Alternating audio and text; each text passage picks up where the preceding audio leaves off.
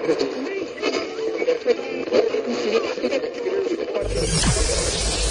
ready for unique, rare, and little-known treasures from the golden age of radio. You're listening to The Amazing World of Radio with Adam Graham.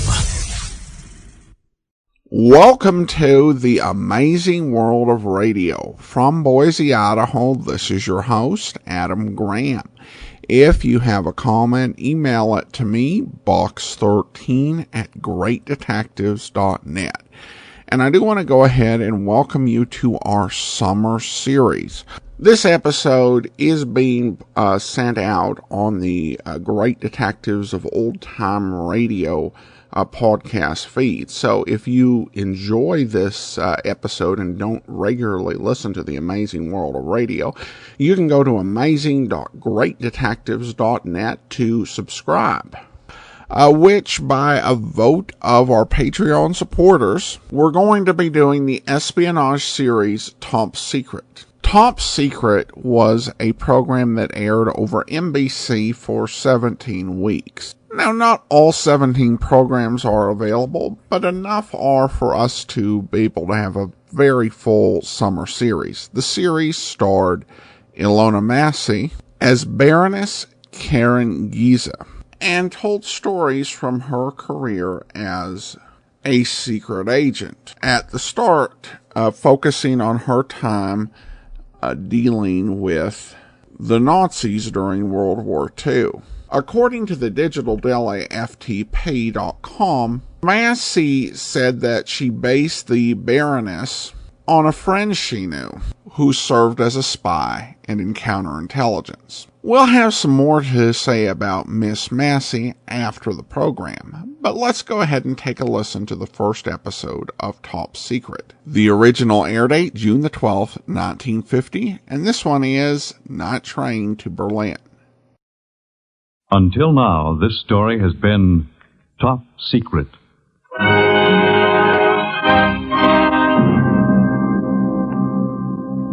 Top Secret, the new NBC presentation starring gorgeous Ilona Massey as the Baroness Karin Geza in transcribed dramas of international intrigue and espionage before and during World War II.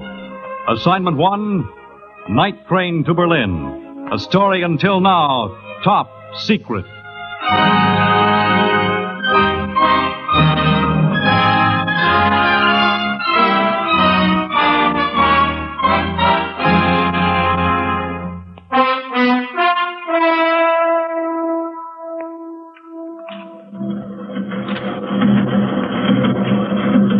We have crossed the Swiss frontier. We are in Germany now. Herr Garben, I will not talk. When we get off the train, you will be given to the Gestapo. They will break you. They won't. They will. Your fingernails, your knuckles, your beautiful white teeth, that golden hair. I promise you your hair will be gray as ashes before the treatment is over. I will not talk. I will never talk.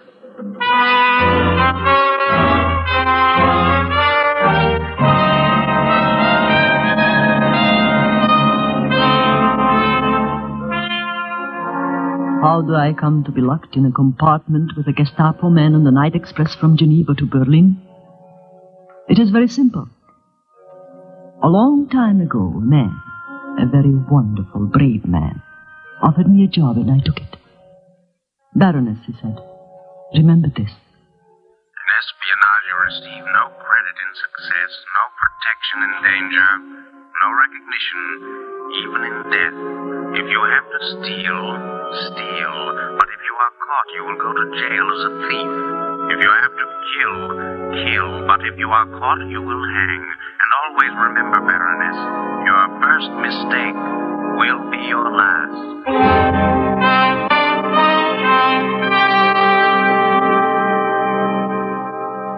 I accepted the conditions. I became an intelligence agent, a spy. I forgot I was a baroness. I forgot my home in Vienna. I forgot everything except the fight against these animals. I got a job as a manicurist in the Hotel Adlon in Berlin. It is surprising how much one can pick up in a beauty parlor, and I do not mean tips.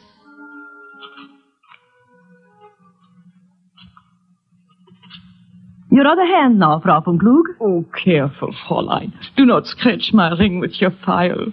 My husband sent it to me from Africa. Oh.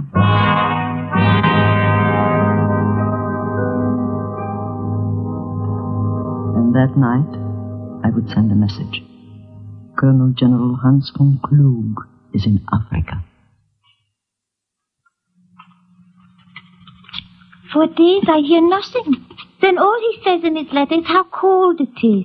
Your husband is fighting a war, Frau Richter. He's busy. Send me my fur-lined field coat, he says. So I wrote, send me a Russian saber.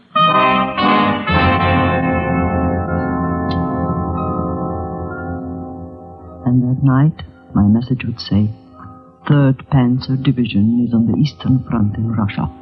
North sector, where it is cold.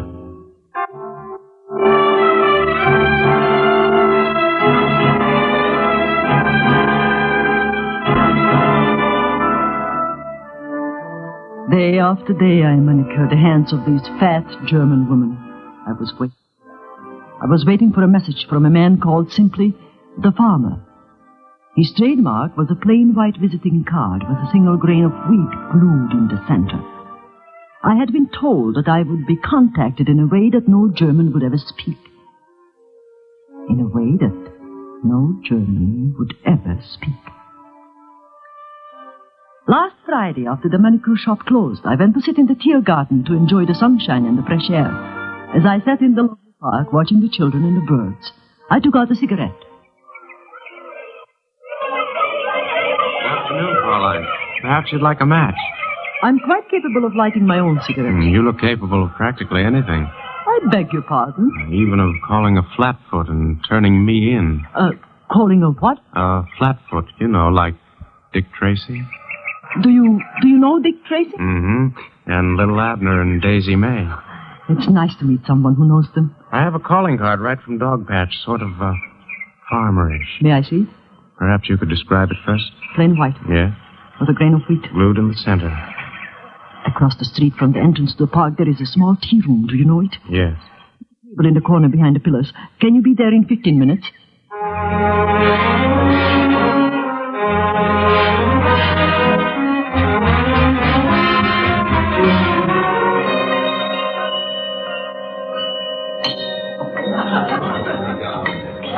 That's all I know, Fraulein. What I've told you. The farmer said you'd know what to do. Were those his exact words? I memorized them. Repeat the message again. He said, G left Lisbon by air yesterday, arrived at Hotel Metropole in Geneva tonight. I see. Has compartment 10 on car 806, Geneva-Berlin Express, leaving Geneva, midnight Saturday. Stop him. And that's all. I see. Is there anything you want me to do? Yes. There's a flight on Swiss Air leaving Tempelhof in 2 hours. Get me a reservation. And can you get me some Swiss money? Yes, Fraulein. As much as you can. Then telephone Geneva and make a reservation for me at the Hotel Metropole in the name of Karin Geza. Yes, Fraulein. I think that is all. Perhaps I'm not supposed to ask questions, but who's meant by G? His name is Garben. I've never seen him. I only know that at this moment, he's the most dangerous man in the world. He's smuggling something into Germany that, Smuggling what, Fraulein? Well, it is not necessary for you to know. Do not ask me any more questions. Get me as much money as you can and meet me at the airport in 2 hours.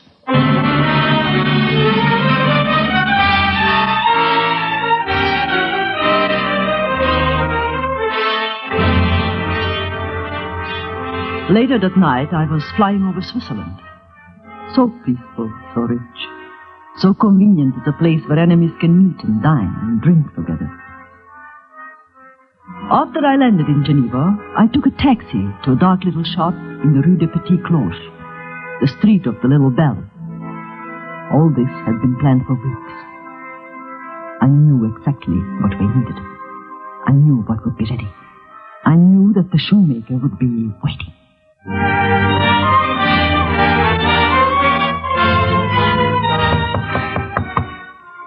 Coming!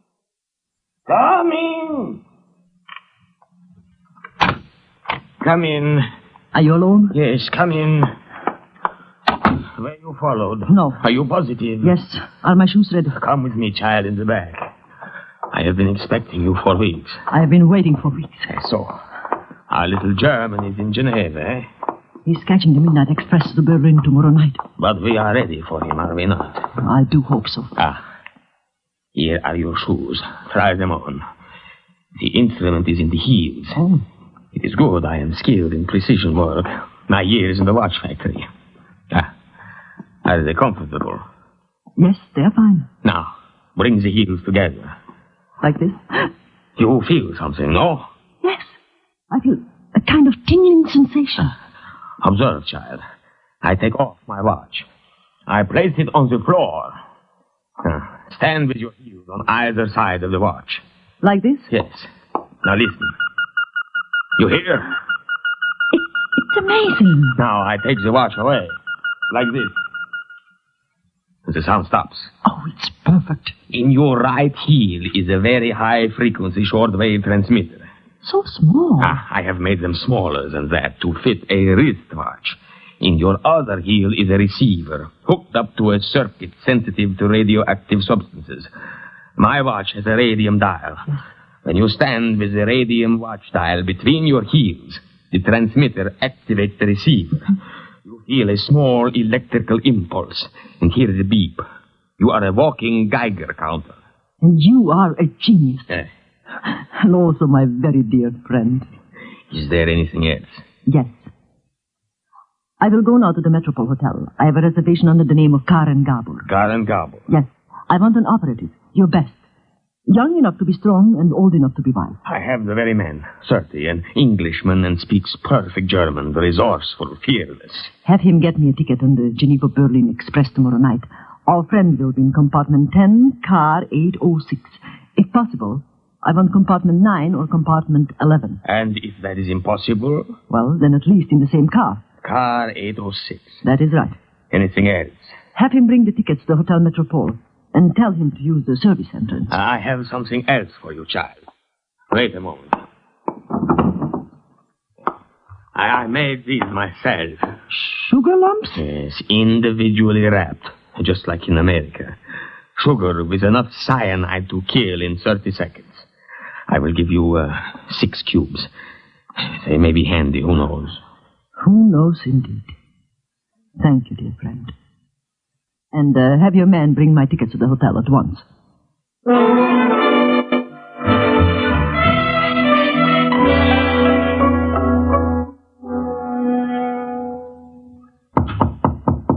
Who is it?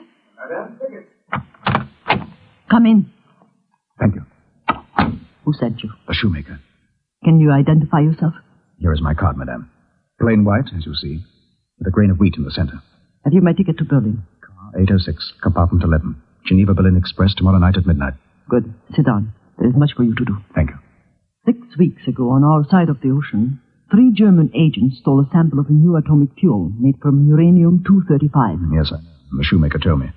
They also obtained the only copy of a formula on how the fuel may be used and controlled. In some way, I do not know how, 2 ounces of this metal reached Lisbon. But it must be incredibly difficult to transport. One can't just carry radioactive material in one's hand, can one? It is being transported in a block of lead, 9 inches square. Yesterday, it reached Geneva. I was told by the farmer that it is in a suitcase, a plain leather suitcase. Go on. The suitcase is in the possession of a Gestapo agent named Garben. He's staying here at the hotel, and tomorrow night he leaves for Berlin. Are you sure he has the metal? Naturally, we can't be positive. We only know that if the metal and that formula reaches Germany. Our armies never will. Exactly. What do you want me to do? Be on the train tomorrow night. Basel on the Swiss border is the only stop the Geneva-Berlin Express makes, isn't it? All right. It's dangerous for me to be that near Germany. Are you afraid? I was involved in the assassination attempt on the life of Field Marshal Goering. My picture is posted in every railway station in Germany. I'm sorry. That's all right. I have a Geiger counter built into the heels of my shoes. I will get on the train early, go directly to Garben's compartment, and when he arrives, I will pretend it is the man. Uh-huh. I will try to plant my heels next to his luggage. You will be on the station platform outside. If I get a reaction, I will signal you. How? Let me think. What shall it be?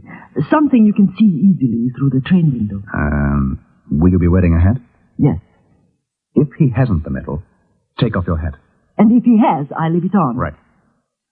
The hat is wide-brimmed gray felt. You'll see it easily. So, no metal, take off your hat. Mm-hmm. And ride through to Berlin, having missed the boat completely. Yes. And then I won't get on the train. Right. Perhaps we should have another operative, someone to pose as a passenger and ride through to Berlin with you. That's up to the shoemaker. Anything else? Just be standing outside the window of compartment 10, car 806, tomorrow night at 10 minutes to 12.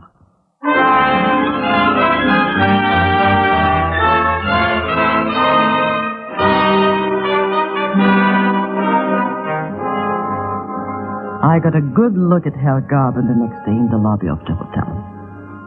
He was carrying a small square suitcase. He sat quite near me with the suitcase beside him on the floor. When he left, the heavy wool carpet had a mark on it, a square mark in the map. It was a small suitcase to be so heavy, unless it contained a piece of lead 9 inches square. At the station that night, I got on the train early and went to Garben's compartment in car 806. Through the window, I could see my Englishman standing in the shadow of a pillar, his eyes watching my hat. It drew closer and closer to midnight, and still Garben did not arrive. I could hear the station master calling the departure. Numéro 11, maintenant pour Berlin. Passagers sont priés de monter. Numéro 11, maintenant pour Berlin. Passagers sont priés de monter. Oh, excuse me, Fräulein, but I think you have made a mistake. Apartment is mine. Oh, but that is impossible. I know I'm number 10. Perhaps I could see your ticket. Oh, certainly. I have it in my purse. If I can ever find it. You know how much useless equipment a woman carries. It must be here somewhere. There is no hurry, Fräulein. Please sit down. I'll find it in a moment. While you look, Fräulein, this compartment is stifling. May I open the window? Please do. I got warm running for the train. Excuse me. There. That's better. I shall never find it if you stand and watch me. Please put your luggage on the floor beside mine and sit down. Thank you, Fräulein. There. I wonder if... What's that? What's what? That noise. I heard nothing. I could have sworn I heard something like... Oh. I should not run for trains. The ringing comes in my ears. Oh, your hat. Watch out. A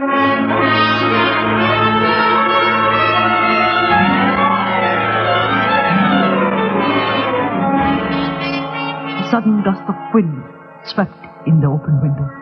My hat had a wide brim. The wind caught it and blew it off my head. It rolled to Garben's feet. This was supposed to have been our signal. If he hadn't the metal, I was to take off my hat. Outside on the station platform, I saw my English friend smile at me and then turn and walk quickly away. He thought I had signaled him that the metal was not there. In 2 seconds, our plan had been shattered. I was alone with Garben and the uranium. The next stop was Basel and the German border.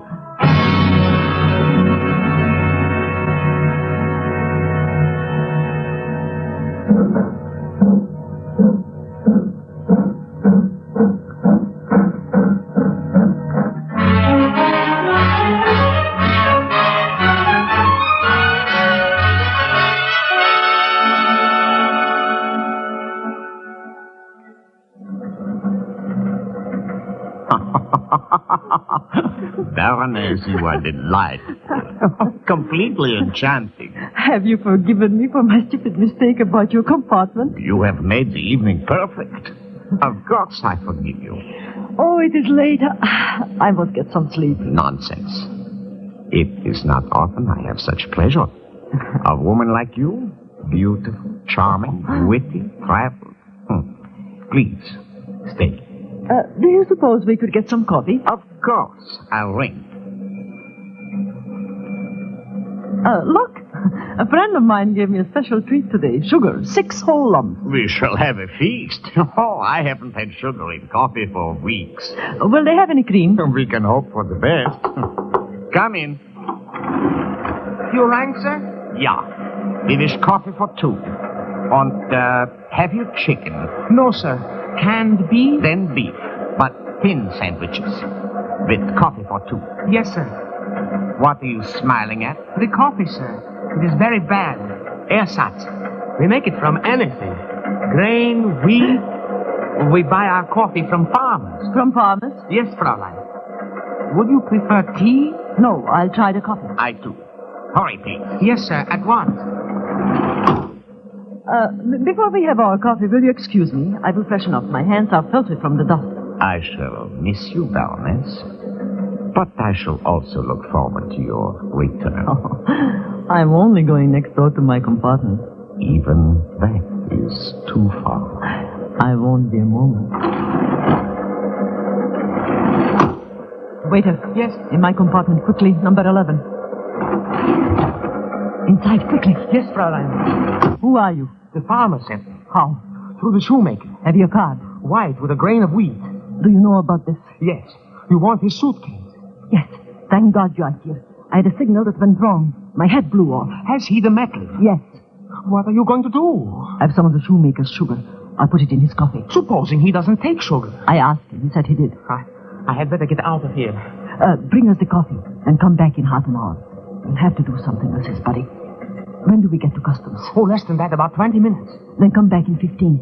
We'll have to get his body off the train before the customs man come aboard. Oh, somebody is ringing for me. I have got to go. All right. Be careful. Yes. All right. Waiter. Yes, sir. Come in here, please. Someone is ringing, sir. Come in.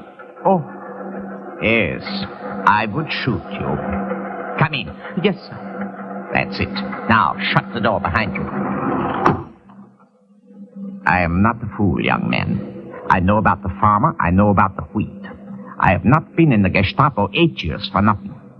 Question? Who is she? I don't know. Is she with you? No, I swear it. I have never seen her before in my life. I think you are lying. Pull down the bird. What? The bird. The upper bird. Pull it down. I don't understand. Pull it down. Yes, sir. It sticks. Hurry. Good. My friend, I have a silencer on my gun. The train is noisy. I have not much time. The Baroness will be back in a moment. If you tell me the truth, you can go. If you don't, I will shoot you, shove your body into the bird, and close it. Now you have 2 seconds to decide. I swear, I have never seen her, never. You're lying. No.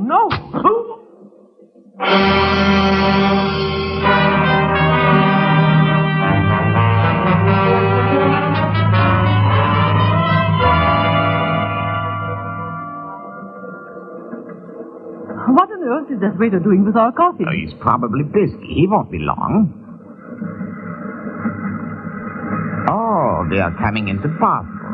But doubtless he's waiting until after the customs men get on. Are we at Basel already?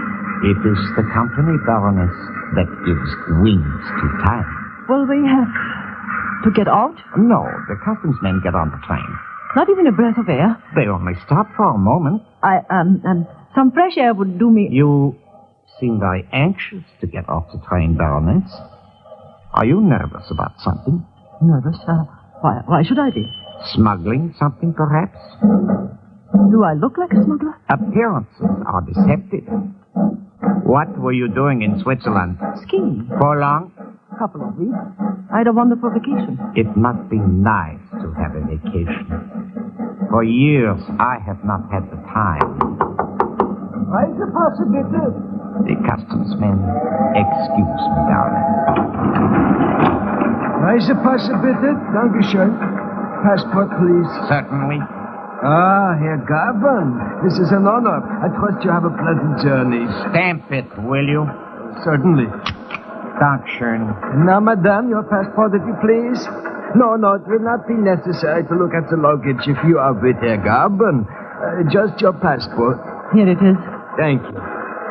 Yeah, it's quite in order. And next time, Baroness, stay longer. And fly into our beautiful Switzerland on one night and leave the next reflects on our hospitality. Bonsoir. Guten Abend, Herr Gaban. Guten Abend. Sit down, Baroness. I think I should go to bed. Sit down. You are on German soil now. I can have you locked in this compartment until we reach Berlin. Good. I am glad you're going to be reasonable. So cruelty we will not resort to. The arm I will not twist. Guns I shall not threaten with, but you will answer me quickly and truthfully. I haven't the slightest idea of what you are talking. You fly in last night, take the train out tonight. You say you were skiing for 2 weeks. Why do you lie? I'm merely traveling to Berlin. I want the rest of the night to sleep. When did you ski? Then your passport says... Give me that passport. You have no right to... Then your passport says... Ah, yes. Exit Tempelhof Airport last night, re-entry Basel tonight. When did you ski, Baroness? I'm sure only a very special assignment would call for such haste. Is that assignment myself? I refuse to talk. When we get off the train, you will be given to the Gestapo. They will break you. They won't. They will. Your fingernails, your knuckles, your beautiful white teeth, that golden hair. I promise you your hair will be gray as ashes before that treatment is over. I will not talk. I will never talk. Baroness, the next stop is Berlin. And you are alone. Your friend Zaveda is dead. His body is shut in my upper berth. No. That startles you, doesn't it? Is there a tremor in those beautiful eyes, Baroness? Is it terror? Is it? There is no need of terror, Baroness. Everything can be avoided if you answer a few questions. Their names. Who are you? How did you know what I was carrying? Who is the farmer? Their names. Who are you? How did you know what I was carrying? Who is the farmer? Their names. Who are you? Who is the farmer?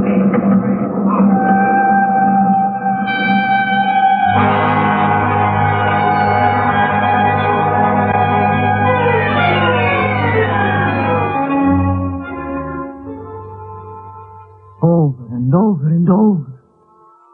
All the way to Berlin. All night long. I had lost. There was no escape. The Gestapo would break me. They can break anybody. I remembered what I had been told. If you have to kill, kill. But what weapon? I had no weapon. I could not kill him with my bare hands. And then, in the early morning, when we were slowing down to stop at Central Station in Berlin, the train jerked sharply. The car lurched. The weight of the body in the upper berth caused it to swing suddenly downwards. For perhaps 5 seconds, Gordon was dazed, but it was long enough. I found my weapon. So harmless, so simple. Something only a woman would carry. I held it in front of his eyes.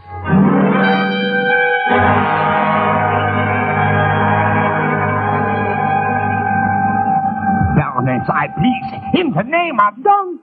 Don't say his holy name, Herr Garden. Say rather in the name of my husband, whom your troops hung head downwards outside our house in Vienna until the blood burst in his brain. No! No!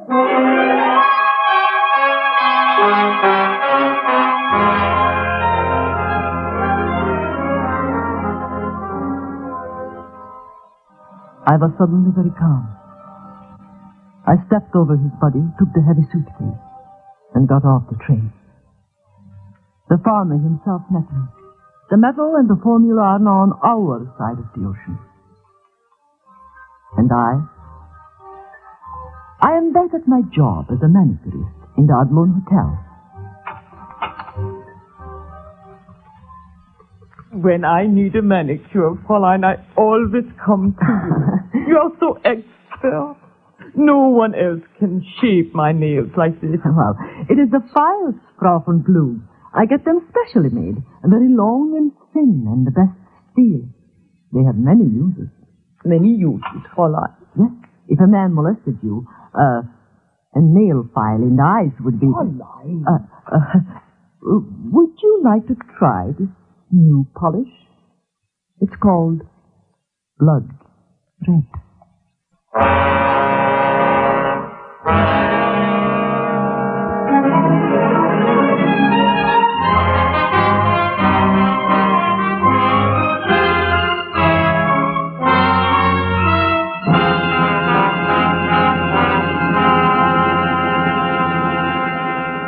You have just heard Ilona Massey starring in the new NBC presentation, Top Secret. And here she is to tell you about next week's show.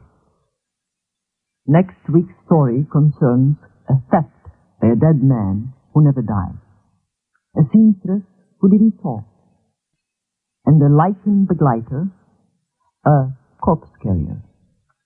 It is a story that has been up till now top secret.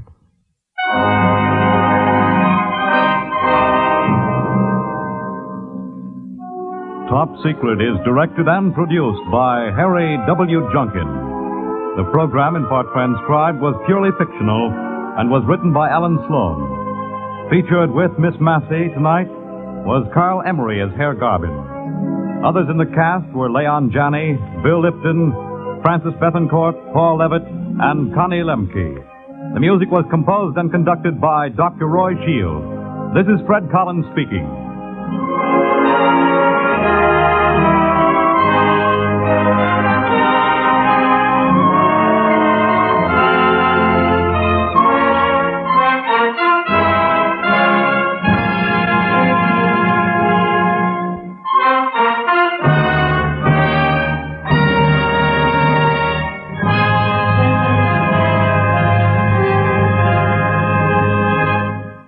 Every Thursday night, radio listeners can hear for themselves a startling yet authentic dramatization of the step-by-step solution of an actual crime.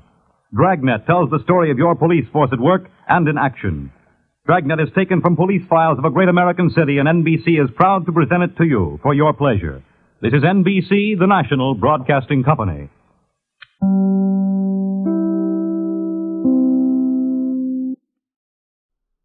Welcome back. A classic suspenseful setting with a nice moment for Miss Massey before the Baroness murdered the Gestapo man. It felt like she was kind of channeling the anger over her husband's death to enable her to actually be able to kill the guy. I was a bit dubious about the method she used. Like, could you actually use a nail file in that way? But I did a quick Google search, and there have been murders using nail files, even using some of the nail clippers with the file that pulls out, and those have been used in murders, which, I'm kind of dubious of that. Was dubious, would that actually be an effective weapon? I know you could probably, as the British say, do yourself a mischief, but yeah, it's totally plausible that she could have killed someone with those. She probably should not have disclosed the exact method, even as a hypothetical in a manicure session, just because her clientele are the wives of high-ranking officials within the Third Reich. That's just tempting fate a bit much. As for Miss Massey, she was born in Hungary and had her first big break in Hollywood in Rosalie with Nelson Eddy. She had left Hungary before the Nazis took over and had strong views opposing both the Nazis and the communists. When she arrived, she was declared the new Dietrich after Marlene Dietrich, though I don't think she's quite as well remembered. But she acquits herself quite well in the series, and I hope you'll enjoy it as we bring it to you each week. That will actually do it for now. If you do have a comment, email it to me, box13@greatdetectives.net. From Boise, Idaho, this is your host, Adam Graham, signing off.